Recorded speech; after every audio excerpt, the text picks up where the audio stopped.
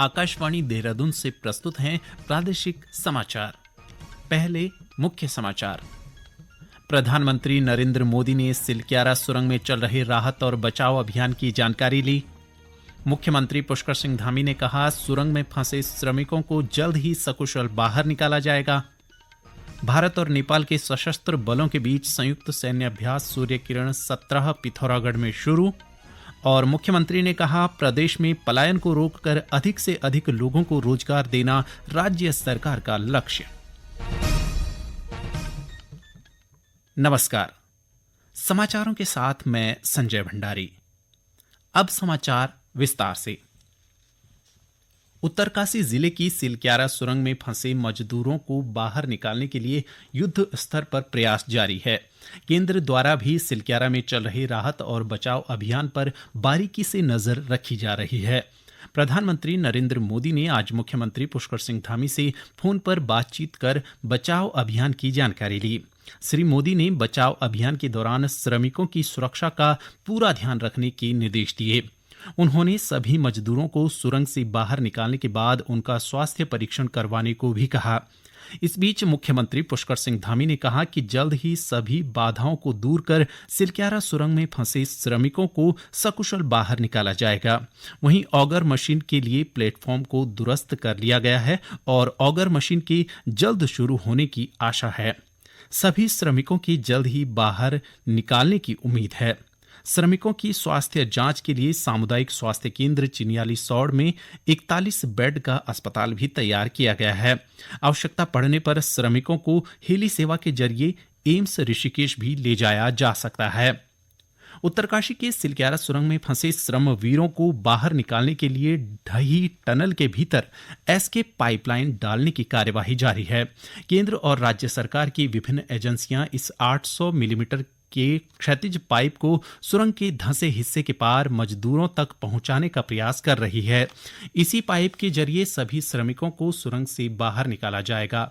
और अधिक जानकारी के साथ समाचार कक्ष से संजीव सुंदरियाल। निर्माणाधीन टनल में राहत और बचाव अभियान युद्ध स्तर पर जारी है। ऑगर मशीन से किसी भी समय ड्रिलिंग का काम शुरू हो सकता है। इस मशीन की सहायता से सुरंग के शेष बचे हिस्से में 800 मिलीमीटर का पाइप डाला जाएगा। अभियान को तेजी से पूरा करने के लिए ओएनजीसी, एसजेवीएनएल, आरवीएनएल, एनएचआईडीसीएल और टीएसडीसी को विशेष जिम्मेदारियां सौंपी गई हैं। इस बीच मुख्यमंत्री पुष्कर सिंह धामी उत्तरकाशी में पिछले 2 दिनों से रहकर बचाव कार्यों की लगातार जानकारी ले रहे हैं। घटनास्थल पर श्रमिकों के परिजन भी मौजूद हैं और उन्होंने फंसे लोगों को बाहर निकालने के लिए केंद्र और राज्य सरकार द्वारा किए जा रहे प्रयासों पर संतोष जताया है। इस बीच केंद्रीय सड़क परिवहन एवं राजमार्ग राज्य मंत्री जनरल वीके सिंह और मुख्यमंत्री पुष्कर सिंह धामी ने आज घटना स्थल पर पहुंचकर बचाव कार्यों की जानकारी ली और आवश्यक दिशा निर्देश दिए। प्रशासन सुरंग के भीतर फंसे श्रमिकों के संपर्क में है और सभी लोग सुरक्षित हैं। राष्ट्रीय आपदा प्रबंधन प्राधिकरण के सदस्य लेफ्टिनेंट जनरल सैयद अता हसनैन सेवानिवृत्त ने बताया कि विशेषज्ञों ने रडार की मदद से पता लगाया है कि अगले 5 मीटर ड्रिल करने में किसी तरह की परेशानी नहीं होगी। अच्छी बात तो ये है, खबर तो ये है कि वहां पर एक ग्राउंड पेनिट्रेटिंग रेडार का इस्तेमाल किया गया। इससे काबिलियत है 5 मीटर अंदर तक देखने की इनटू दी सॉइल। से ये साबित हुआ है कि शायद अगले 5 मीटर में कोई ऐसा ऑब्स्टिकल, जिस तरह से आपने देखा है कल और परसों भी, जिस तरह से ये steel pipe, girder, iron girder ये सब आ गए थे, इस तरह की कोई अड़चन जो है वो अगले 5 मीटर में नहीं है। और उसके बाद दोबारा इस्तेमाल किया जाएगा ये ground penetrating radar to determine कि और कोई ऑब्स्टिकल तो नहीं। ऊधम सिंह नगर स्थित भारतीय प्रबंधन संस्थान काशीपुर में आज एक पुस्तक प्रदर्शनी का आयोजन किया गया। इसमें विश्व स्तर के विभिन्न प्रकाशकों की लगभग 2500 पुस्तकों को प्रदर्शित किया गया। प्रदर्शनी में आए शिक्षक और छात्रों का कहना है कि इस तरह की प्रदर्शनी से एक जगह पर विश्व स्तरीय पुस्तकें उपलब्ध हो जाती हैं, जिससे छात्रों को शोध और पढ़ाई में काफी सहयोग मिलता है। जम्मू के राजौरी में आतंकवादियों के साथ मुठभेड़ में शहीद हुए नैनीताल के 28 वर्षीय संजय बिष्ट का पार्थिव शरीर आज हेलीकॉप्टर से भवाली आर्मी के हेलीपैड पर लाया गया। इसके बाद रातीघाट शिप्रा नदी के संगम में सैन्य सम्मान के साथ उनका अंतिम संस्कार किया गया। केंद्रीय रक्षा एवं पर्यटन राज्य मंत्री अजय भट्ट और कैबिनेट मंत्री गणेश जोशी ने उनकी मृत्यु पर शोक व्यक्त किया। ये समाचार आप आकाशवाणी देहरादून से सुन रहे हैं। मुख्यमंत्री पुष्कर सिंह धामी ने कहा है कि राज्य सरकार का लक्ष्य प्रदेश में पलायन को रोककर अधिक से अधिक लोगों को रोजगार देना है। वे हरिद्वार में आयोजित जिला स्तरीय निवेशक सम्मेलन में बोल रहे थे। सम्मेलन में हरिद्वार और देहरादून के उद्योगपतियों ने भाग लिया और राज्य में निवेश के लिए सरकार के साथ समझौता ज्ञापन किया। सरकार की जन कल्याणकारी योजनाओं की जानकारी और उनका लाभ आम लोगों तक पहुंचाने के लिए प्रदेश के विभिन्न हिस्सों में विकसित भारत संकल्प यात्रा जारी है। आज रुद्रप्रयाग में जिला पंचायत अध्यक्ष अमरदेई शाह और विधायक रुद्रप्रयाग भरत सिंह चौधरी ने विकसित भारत संकल्प यात्रा के रथ को हरी झंडी दिखाकर रवाना किया। इस मौके पर मुख्य विकास अधिकारी नरेश कुमार ने बताया कि जिले में 8 प्रचार रथ इस यात्रा में शामिल हैं, जो जिले में 334 ग्राम पंचायतों के 155 केंद्रों पर भ्रमण करेंगे। इस अवसर पर यात्रा में मौजूद लोगों को हमारा संकल्प विकसित भारत शपथ भी दिलाई गई। वहीं विकसित भारत संकल्प यात्रा का रथ ऊधम सिंह नगर की जनजातीय ग्राम पंचायत पुररिया और मोहम्मदपुर पहुंचा।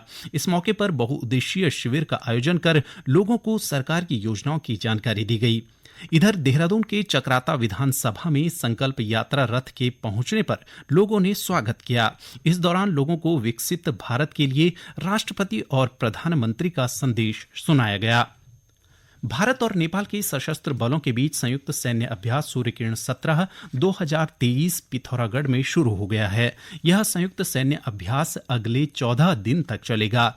नेपाली दल का प्रतिनिधित्व नेपाली सेना की तारा दल बटालियन की ओर से किया जा रहा है, जबकि भारतीय सेना का प्रतिनिधित्व पंचशूल ब्रिगेड की कुमाऊं बटालियन की ओर से किया जा रहा है। इस संयुक्त सैन्य अभ्यास में आतंकवाद विरोधी अभियान, आपदा प्रबंधन और मानवीय सहायता, पर्यावरण संरक्षण और विमानन पहलुओं पर प्रशिक्षण सहित सामरिक प्रशिक्षण की एक विस्तृत श्रृंखला शामिल होगी। अभ्यास के दौरान नई पीढ़ी के उपकरण, नई प्रणाली के सिम्युलेटर और ड्रोन का उग्रवाद प्रभावित क्षेत्रों के अभियानों में इस्तेमाल को पहली बार शामिल किया गया है। कुमाऊं विश्वविद्यालय नैनीताल के केंद्रीय पुस्तकालय का नाम महावीर चक्र विजेता शहीद मेजर राजेश अधिकारी के नाम से जाना जाएगा। राज्यपाल लेफ्टिनेंट जनरल गुरमीत सिंह सेवानिवृत्त ने आज देहरादून से इसका वर्चुअली शुभारंभ किया। इस अवसर पर राज्यपाल ने कहा कि राष्ट्र के लिए सर्वोच्च बलिदान देने वाले शहीद मेजर राजेश अधिकारी के नाम पर केंद्रीय पुस्तकालय का नाम रखना ऐतिहासिक है। उन्होंने विश्वास जताया कि लोग शहीद मेजर के जीवन से प्रेरणा लेते हुए देश की एकता व अखंडता को कायम रखने में अपना योगदान देंगे। गोवा में चल रहे 54वें अंतर्राष्ट्रीय भारतीय फिल्म महोत्सव में आज नॉलेज सीरीज के तहत उत्तराखंड में फिल्म शूटिंग व फिल्म उद्योग में निवेश विषय पर प्रस्तुतिकरण किया गया। इस अवसर पर उत्तराखंड फिल्म विकास परिषद के नोडल अधिकारी डॉक्टर नितिन ने बताया कि राज्य में फिल्म उद्योग के लिए बेहतर पारिस्थितिकी तंत्र बनाने के लिए प्रतिभा, प्रशिक्षण और प्रौद्योगिकी पर काम किया जा रहा है।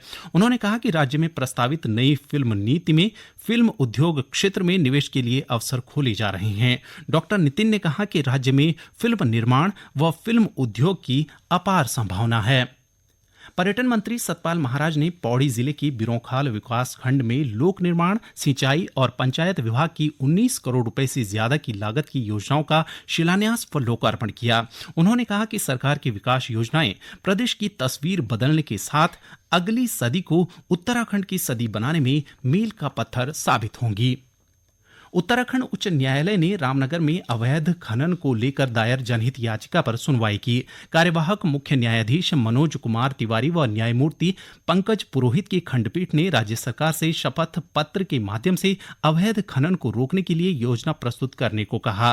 गौरतलब है कि पूर्व में न्यायालय ने अवैध खनन पर रोक लगाते हुए एंटी माइनिंग फोर्स गठित करने को कहा था। अंत में मुख्य समाचार एक बार फिर। प्रधानमंत्री नरेंद्र मोदी ने सिलक्यारा सुरंग में चल रहे राहत और बचाव अभियान की जानकारी ली। मुख्यमंत्री पुष्कर सिंह धामी ने कहा, सुरंग में फंसे श्रमिकों को जल्द ही सकुशल बाहर निकाला जाएगा। भारत और नेपाल के सशस्त्र बलों के बीच संयुक्त सैन्य अभ्यास सूर्यकिरण 17 पिथौरागढ़ में शुरू। और मुख्यमंत्री ने कहा, प्रदेश में पलायन को रोककर अधिक से अधिक लोगों को रोजगार देना राज्य सरकार का लक्ष्य। इसके साथ ही प्रादेशिक समाचार का ये बुलेटिन समाप्त हुआ। नमस्कार।